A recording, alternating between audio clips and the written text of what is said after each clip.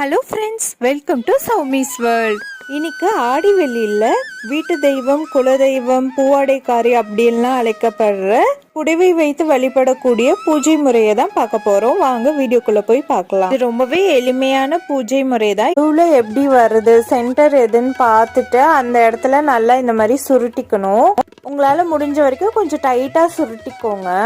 இந்த பூஜைக்கு நெய்வேத்தியமா கண்டிப்பா சக்கரை பொங்கல் தான் செய்யணும். வீட்டுக்கு வர பெண்களுக்கு தாம்பூலம் கொடுக்கும் போது இந்த சக்கரை பொங்கலும் சேர்த்து கொடுங்க. புடவை நல்லா இப்ப சென்டர்ல சுத்திட்டு இந்த மாதிரி ரெண்டு பக்கமும் கிறிஸ் கிராஸா வச்சுட்டு செட் பண்ணிக்கலாம். உங்க வீட்டு பூஜை அறையில கிழக்கு பார்க்க செவுத்துல சாய்ச்சி வைக்க முடியும்னா நீங்க வச்சுக்கோங்க. அப்படி இல்லைன்னா என்ன மாதிரி ஒரு ஸ்டூல் போட்டு அதுல வச்சு நீங்க பின்னாடி ஏதாவது ஒரு சப்போர்ட்டுக்கு இருக்கிற மாதிரி பார்த்துக்கிட்டிங்கன்னா கரெக்டா இருக்கும்.